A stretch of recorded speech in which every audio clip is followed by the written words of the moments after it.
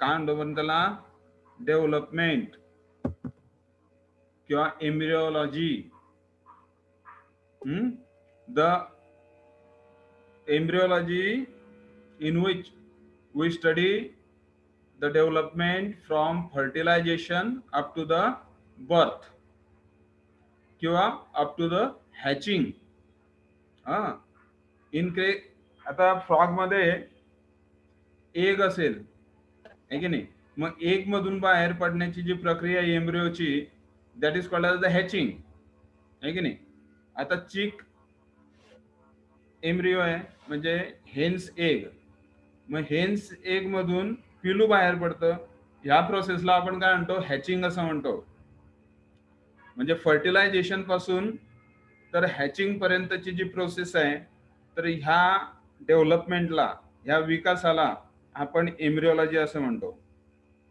म्हणजे the embryology which study the development from fertilisation up to the hatching or birth. एम्ब्रिओलॉजीची व्याख्या आपण लक्षात ठेवायची, अगदी साधी आहे. तर याच्यामध्ये तुम्हाला दिसतंय इथे की गॅमेट आहे, mail gamete and the female gamete. So this both of the gametes, they unite, or the process is also called as the fertilization. या दोघांच्या युनियनला आपण फर्टिलायझेशन असं म्हणतो. हा तर ही एम्ब्रिओनिक डेव्हलपमेंट स्टार्ट झाली, जायगोट तयार होईल, क्लिवेज होईल. हा त्याच्यानंतर क्लिवेज म्हणजे काय, डिव्हिजन ऑफ एम्ब्रिओ. त्यानंतर पुढची स्टेज ब्लास्टुला, गॅस्ट्रुला. त्याच्यानंतर हे टेलबर्ड स्टेज, लार्वल स्टेज, इथे हॅचिंग आहे. म्हणजे ही जी पूर्ण प्रोसेस आहे, तर ह्या प्रोसेसला आपण एम्ब्रिओनिक डेव्हलपमेंट असं म्हणतो. So from fertilisation up to the hatching, that is called as the embryonic development. आलं लक्षात. तर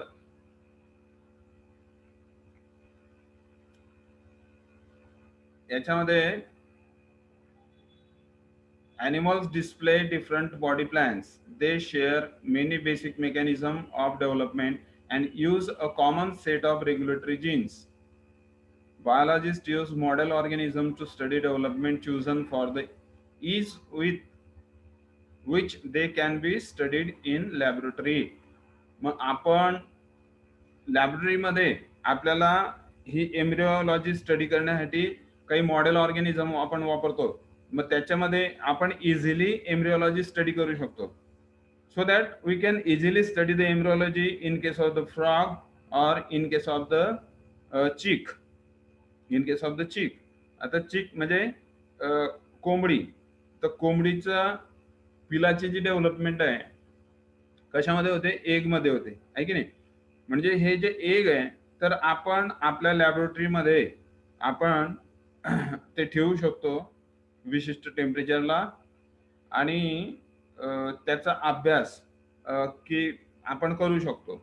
म्हणजे पहिल्या 4 तासामध्ये काय डेव्हलपमेंट झाली, 10 तासात काय झाली, 14 तासात काय झाली, 24 तासामध्ये काय झाली, 48 तासात काय झाली, 36 तासामध्ये काय झाली, तर 72 तासात काय झाली, आणि अप टू द हॅचिंग म्हणजे पिलू बाहेर पडेपर्यंत कोणकोणते त्याच्यामध्ये बदल होतात, तर हे इझिली आपण स्टडी करू शकतो. म्हणजे एम्ब्रिओलॉजी आपण इझिली स्टडी करू शकतो in case of this organism. So these are the model organism, त्यांना आपण मॉडेल ऑर्गॅनिझम असं म्हणतो. So fertilization is the formation of a diploid zygote from a haploid egg and sperm. फर्टिलायझेशनची व्याख्या मी तुम्हाला सांगितली. It is also called as the union of gamete, that is the male gamete and female gamete. We already studied the gametogenesis. The male gamete is sperm which is haploid. The oogenesis in which the ovum is formed, that is also haploid. So the sperm is haploid, the ovum is haploid, they unite together, what is called as the fertilization, and they form the diploid cell. That cell is called as the zygote. That cell is called as the zygote. So the two cells, that is the sperm and the ovum, they get unite. They are haploid in nature, and the new cell is formed, that is called as the zygote, which is diploid in nature. म्हणून इथे व्याख्या बघा, fertilization is the formation of diploid zygote from a haploid egg and sperm. Molecules and events at the egg surface play a crucial role in each step of fertilization. Fertilization ही जी प्रक्रिया आहे, तर ही step wise मॅनरने होते. That means the female gamete, that is the ovum, and the male gamete, that is the sperm. So these both of these gamete unite together, they fuse together, but this process is takes place by stepwise manner. ही जी process आहे तर ही कशी होते, stepwise मॅनरने होते. आलं लक्षात. मग याच्यामध्ये काय स्टेप्स आहेत, तर sperm penetrate the protective layer around the egg. एगच्या आजूबाजूला प्रोटेक्टिव्ह लेयर असते, that is the egg membrane. That is the egg membrane. So that this sperm has to pass through this egg membrane. egg membrane जे आहे एगच्या वरती त्याला penetrate करावं लागेल, आहे की नाही. आणि त्याच्यानंतर हा जो स्पर्म आहे तर that can be enter into the ovum. So here the changes are takes place, different steps are there. Receptor on the egg surface bind to molecules on the sperm surface. Ohm वरती काही molecules आहेत. आपल्याला माहिती की ovum जे आहे that is the cell, sperm जे आहे that is also the cell. So on the surface of the cell, or the cell is bounded by the plasma membrane. It is bounded by the plasma membrane. So on the plasma membrane there are certain proteins. There are certain proteins on the plasma membrane of the ovum as well as on the sperm. These proteins, they recognize each other. They recognize each other. So that are receptor, the changes which are seen at the egg surface prevent polyspermy, the entry of multiple sperm nuclei into the egg. So that after this entry, or after the touching or recognition of the particular ovum by the particular sperm, the changes are takes place on the surface, so that other sperm cannot able to enter into the ovum. Once the connection of the one ovum and one sperm is completed, the other sperm cannot be enter.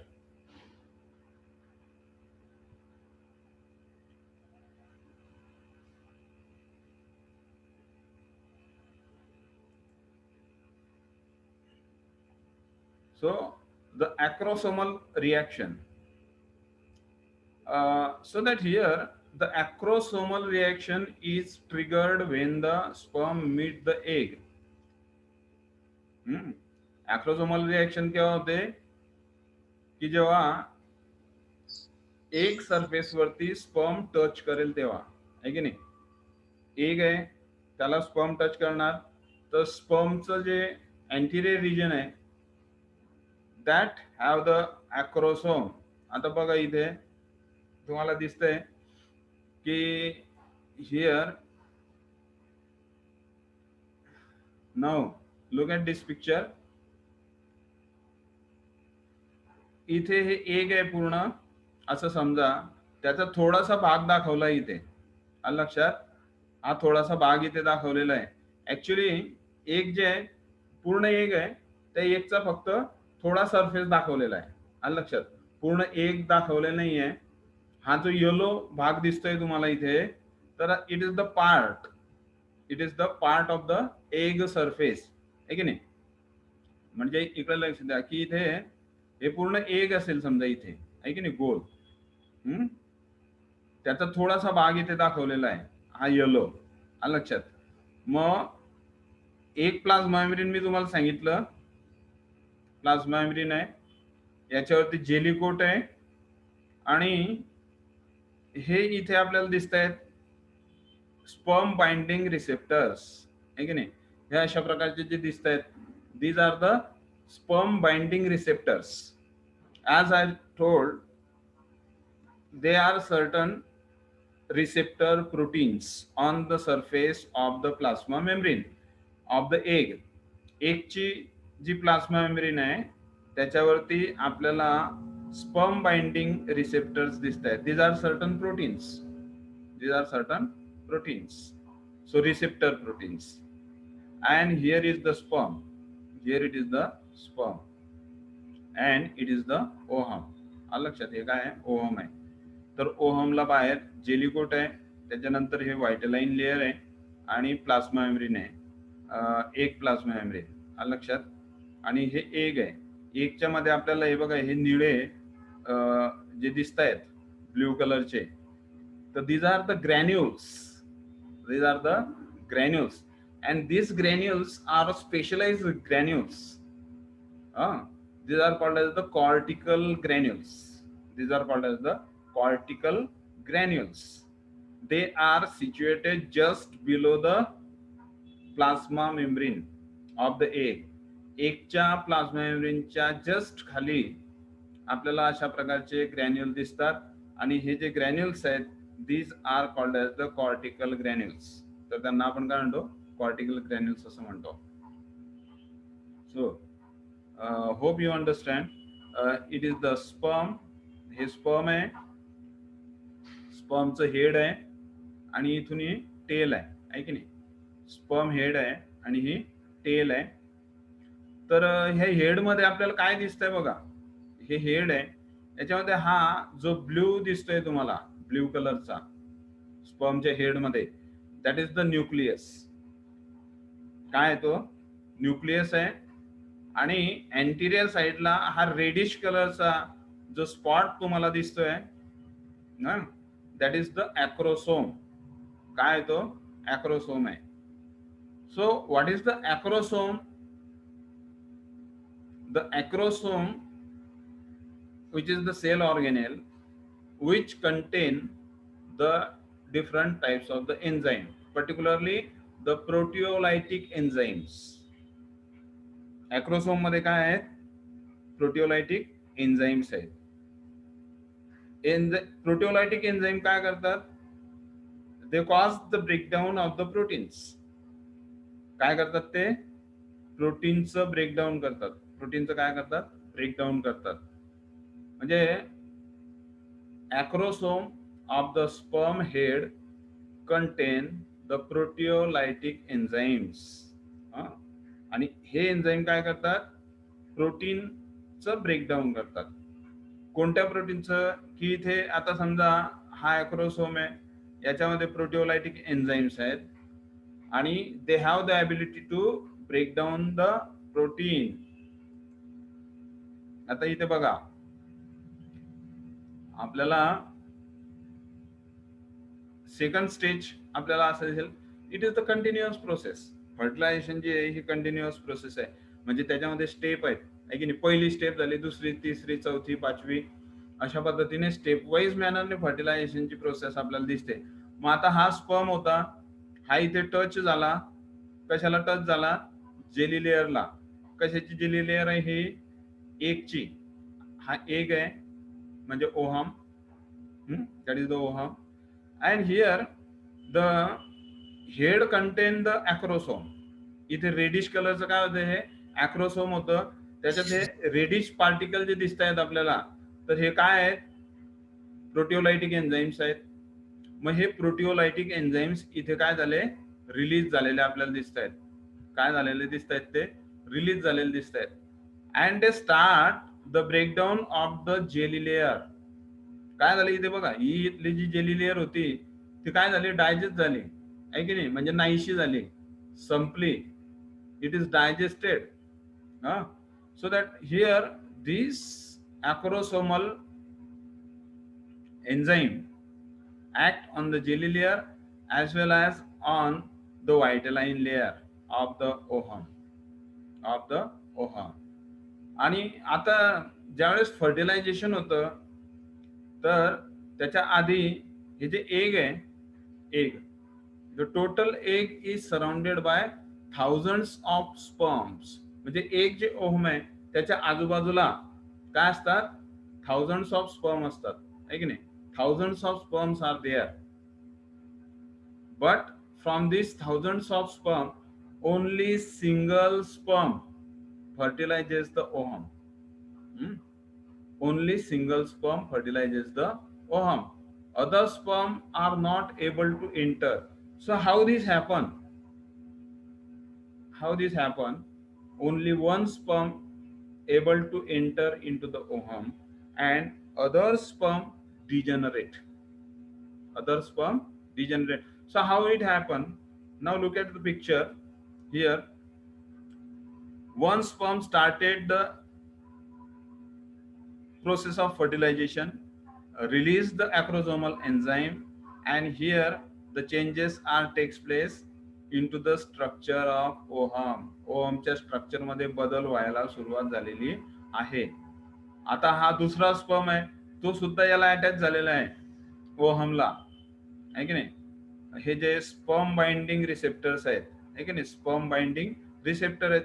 आता हा sperm सुद्धा ह्या रिसेप्टरला identify करतो. याच्यावरती receptor आहे ते सुद्धा याला आयडेंटिफाय करतात, आलं लक्षात. परंतु एक जो स्पर्म आहे पहिला, तर he started the reaction. Now look at this picture. हा पहिला स्पर्म आहे, आलं लक्षात.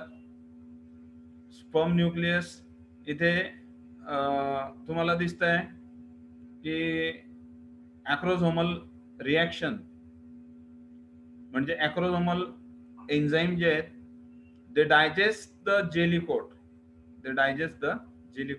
म्हणजे ही जी जेली कोट आहे तरी काय झाली, डायजेस्ट झाली. It is digested because the acrosomal enzyme, these are the proteolytic enzyme. And so here what happened, this receptor which are present in the sperm, they form the acrosomal process or actin filament. म्हणजे याच्यामध्ये जे actin filament आहे ते bind with the receptor proteins. काय झालं ते, या जे ओहम आहे ह्या ओहमच्या रिसेप्टर प्रोटीनला काय झाले, बाइंड झाले. दे bind the receptor protein. Now look at this another sperm. इथे हजारो स्पर्म आहेत आजूबाजूला. ह्या स्पर्मने सुद्धा ॲक्रोझोमल एन्झाईम इथे रिलीज केलेले आहेत, आलं लक्षात. दुसरा स्पर्म आहे, तिसरा स्पर्म आहे, हजारो स्पर्म ह्या ओहमच्या आजूबाजूला आहे. And they are trying to fertilise. But here look at this की ही प्रोसेस इथे सुरुवात झाली आणि एका स्पर्मने इथे अशा प्रकारचं फिलामेंट जे आहे ते तयार केलेलं आपल्याला दिसत आहे. So it form the acrosomal filament. Now look at this. Look at this here. आता हा जो पहिला स्पर्म आहे, हा दुसरा स्पर्म, तिसरा स्पर्म, चौथा स्पर्म, हजारो स्पर्म आहेत. पण आता इथे आपल्याला दिसतंय की आपण मागच्या स्टेज मध्ये पाहिलं की फिलामेंट ह्या पहिल्या स्पर्मने तयार केलं, आलं लक्षात. And now this fertilisation cone is form. इथे काय तयार झालं, the plasma membrane. Plasma membrane म्हणजे काय, outer membrane. The plasma membrane of the sperm and the plasma membrane of the ovum. ही ओहमची प्लाझ्मा मेम्ब्रेन आहे व्हायलेट कलरची, आणि plasma membrane of the sperm. They fuse fused plasma membranes. याचा अर्थ काय होतो? The plasma membrane of the sperm and the plasma membrane of the ohm they fuse together and they form a common plasma membrane. म्हणजे इथे अशा प्रकारची ही plasma membrane आहे ओहमची, लक्षात, आणि plasma membrane of sperm they fuse together. म्हणजे काय झालं बाई इथे, की ह्या दोघांच्या प्लाझ्मा मेम्ब्रेन ह्या काय झाल्या, फ्यूज झाल्या, आणि हा न्यूक्लियस आहे. Now here this step is there. म्हणजे पहिल्यांदा इथे टच झालंय, त्याच्यानंतर इथे हे रिलीज केलं पहिल्या स्टेप मध्ये. दुसऱ्या स्टेप मध्ये ऍक्टिन फिलामेंट तयार झालं. तिसऱ्या स्टेज मध्ये इथे काय होत आहे, की फ्युज्ड प्लाझ्मा मेम्ब्रेन काय झालं, इथे प्लाझ्मा मेम्ब्रेन फ्यूज झालाय. So that here the plasma membrane of the two gametes are fused together. Now what happened next? पहिल्या स्टेप मध्ये हे दिसतंय, दुसऱ्या स्टेप मध्ये एन्झाईम रिलीज झाले, they digest the jelly coat. त्याच्यानंतर इथे actin filament they identify the receptor on the egg. हे एग मेम्ब्रेन आहे. काय हे एग मेम्ब्रेन, आलं लक्षात. It is the egg. म्हणजे हे पूर्ण काय आहे, एग आहे. आणि प्लाझ्मा मेम्ब्रेनच्या जस्ट खाली काय आहे सांगितलं मी तुम्हाला, हे कॉर्टिकल ग्रॅन्युल्स आहेत. मग आता ही स्टेज झाल्यानंतर लगेच काय होईल, की हा जो न्यूक्लियस आहे, हा न्यूक्लियस ह्या सायटोप्लाझम मध्ये येणार. हे एग आहे, एगचं सायटोप्लाझम आहे, आलं लक्षात. It is the egg cytoplasm. So this nucleus enter into the egg cytoplasm. The nucleus of the sperm enter into the egg cytoplasm. म्हणजे एगच्या सायटोप्लाझम मध्ये त्याने काय केली, एंट्री केली. आता ही जशी एंट्री झाली,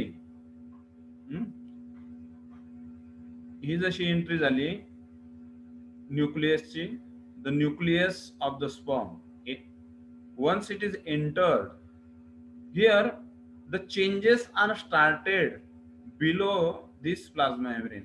आता ही जी प्लाझ्मा मेम्ब्रेन आहे, याच्या खाली काय होतं, हे कॉर्टिकल ग्रॅन्युल्स आहेत.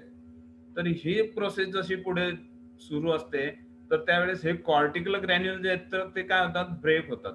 कॉर्टिकल ग्रॅन्युल्स काय होतात, ब्रेक होतात. आणि ह्या कॉर्टिकल ग्रॅन्युल्स मध्ये असलेले जे ग्रॅन्युल्स आहेत आणि फ्लुइड आहे की नाही, हे ब्लूइश कलरचं फ्लुइड आपल्याला दिसतंय ह्या मेम्ब्रेनच्या खाली, हे रिलीज केलं जातं आहे की नाही. म्हणजे प्लाझ्मा मेम्ब्रेनच्या खाली ते काय होणार आहे, रिलीज होणार, आलं लक्षात. आणि एक जाड अशा प्रकारचं नवीन लेअर तयार झाली बघा, की ही व्हायलेट लेअर आधीची आहे, त्याच्यानंतर ही नवीन लेअर तयार झाली. इथे आहे का ती नवीन लेअर, नाही. हे ग्रॅन्युल कॉम्पॅक्ट आहे, परंतु हे ग्रॅन्युल मधलं कंटेंट काय झालं, की याच्या खाली रिलीज झालं आणि एक नवीन लेअर इथे तयार झाली. and that is called as the fertilization membrane, or it is also called as the fertilization envelope. त्याला काय म्हणणार आपण, फर्टिलायझेशन इन्व्हॉल्व. म्हणजे नवीन इन्व्हॉल्व तयार झाला, आलं लक्षात.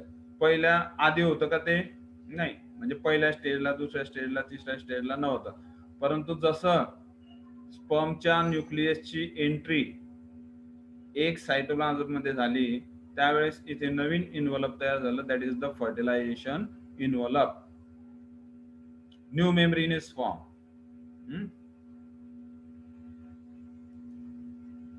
Gamete contact and fusion depolarizes the egg cell membrane and steps up a fast block to polyspermy. मग इथे काय झालं, की इथे नवीन लेअर तयार झाली. मग आता या नवीन लेअर वरती बघा, आधीच्या लेअर वरती काय होतं, रिसेप्टर प्रोटीन आहेत की नाही, हे काय आहे, रिसेप्टर प्रोटीन आहेत. आणि हे receptor proteins they are recognized by the sperm. They are recognized by the sperm. But now once this cone is formed, हा इथं कोन तयार झाला, फर्टिलायझेशन कोन. फर्टिलायझेशन कोन तयार झाल्यानंतर काय झालं की हे रिसेप्टर प्रोटीन्स इथून निघून गेले. रिसेप्टर प्रोटीन काय झाले, निघून गेले. आता इथे एखादा स्पर्म आला आणि त्याने इथे इथे ॲक्रोसोमल एन्झाईम रिलीज केले, परंतु त्या स्पर्मचं रिकग्निशन होईल का आता इथे? कारण काय की हे रिसेप्टर प्रोटीन, इथे जे रिसेप्टर प्रोटीन्स आहेत तर हे ह्या मेम्ब्रेनवरती नाहीच आहे. या मेम्ब्रेनवरती हे रिसेप्टर प्रोटीन आहेत का? नाही, रिसेप्टर प्रोटीन्स इथे नाहीत. म्हणून इथे समजा एक दुसरा स्पर्म आला आणि त्याने इथे ॲक्रोसोमल एन्झाईम सोडले, परंतु त्याचं रेकग्निशन होईल का इथे? नाही होणार. आलं लक्षात? म्हणजे दुसरा जो स्पर्म आहे तर तो रेकग्नाइज केला जाणार नाही आणि म्हणून that is not able to enter. म्हणजे त्याचा जो न्यूक्लियस आहे, हा न्यूक्लियस दुसऱ्या स्पर्मचा, तर तो याच्यामध्ये एंट्री घेऊ शकेल का? नाही. कारण काय, तो बाहेर जाईल. Because here the receptor proteins are not there. The receptor proteins are not there, so that the another sperm, once the one sperm enter, the nucleus enter, it form the fertilization cone. Ultimately the fertilization envelope does not give the entry of another sperm. दुसऱ्या स्पर्मला entry मिळणार नाही.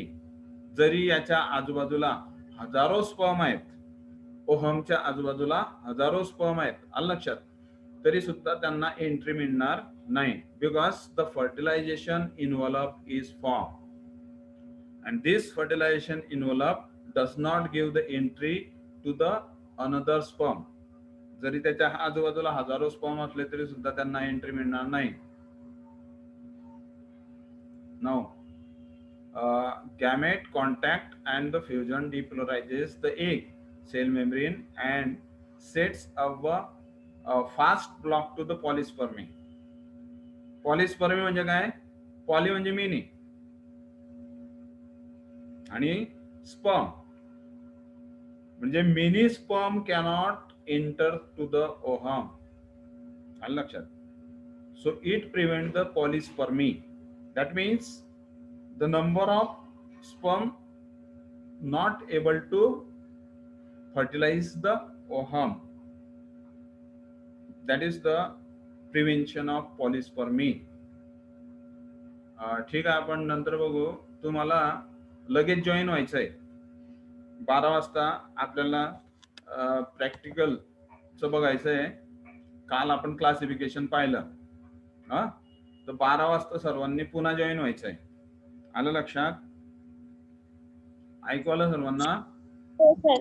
हा, 12 वाजता लगेच join व्हायचं आपल्याला सर्वांनी. ठीक आहे, आता आपण इथे एंड करू. सर हेच पॉलिस्पर्मीचं परत सांगा ना. उद्या आणखी आपण त्याच्यावर डिस्कस करू पुढच्या लेक्चरला. पॉलिस्पर्मी म्हणजे काय की एकापेक्षा जास्त स्पर्म जर ओहम मध्ये एंट्री करत असतील तर त्याला पॉलिस्पर्मी म्हणायचं. पॉली म्हणजे many. Many sperm if they are enter into the ovum, that is called as the polyspermy. But this polyspermy is not possible physiologically because the new membrane is form. नवीन membrane तिथे तयार झाली. आलं लक्षात? त्याच्यामुळे एकापेक्षा जास्त स्पर्म एंट्री करू शकत नाही. That is the prevention of polyspermy. ठीक आहे, आपण पुढच्या लेक्चरला बघू ते. Thank you sir.